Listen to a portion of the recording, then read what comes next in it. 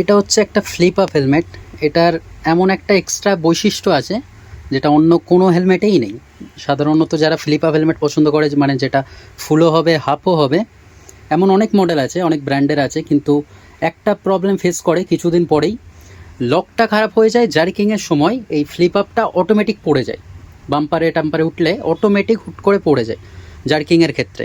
কিন্তু এইটা একমাত্র এমন মডেল এই প্রবলেমটা সলিউশনেতে দেওয়া আছে। সেটা কিভাবে আমি একটু দেখিয়ে দিচ্ছি আপনাদেরকে। এই যে আমি এটা ওপেন করে নিলাম। ওপেন করার পরে এর রাইট সাইডে একটা সুইচ আছে। রাইট সাইডের এই সুইচটা যদি আমি উপরের দিকে লক করে দিই, এই যে উপরের দিকে লক করে দিলাম, তাহলে কি হবে, এটা অটোমেটিকলি লক হয়ে গেল। এটা জার্কিংয়ের ক্ষেত্রেও আর নামবে না। যতক্ষণ না আমি লকটা খুলবো আবার এটা হুট করে নেমে যাবে না।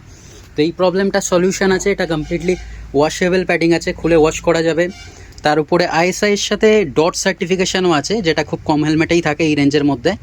এটা প্রোটেকশনের ক্ষেত্রেও খুব ভালো। সাথে এটা ডুয়েল ভাইজার আছে, উপরে তো একটা ভাইজার আছেই, সাথে এই সান ভাইজারটাও এতে দেওয়া আছে। তো এই মডেলটা আজকে একজন নিল, দাদাটার সাথে আমি একটু ইন্ট্রোডিউস করিয়ে দেবো। দাদা, আপনার নাম কি আছে? আমার নাম সায়ন ঘোষ। কোথা থেকে এসছেন? আমি এসছি ঢিপডিবে। দাদা ঢিপডিবে থেকে এসছে।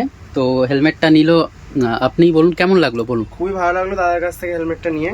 আর প্রাইজিং আর কোয়ালিটি ঠিক লাগলো? প্রাইজিং আমার দাদা খুবই কমের মধ্যে করে দিয়েছে।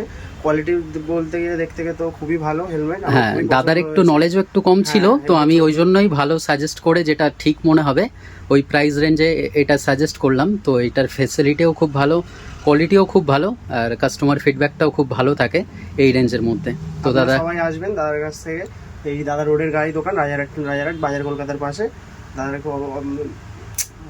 সরি দাদা, ক্যামেরার সামনে মানে ব্যবহারও ঠিক লাগলো আর প্রাইসিংটাও ঠিক লাগলো, তাই তো? ঠিক আছে দাদা, থ্যাংক ইউ।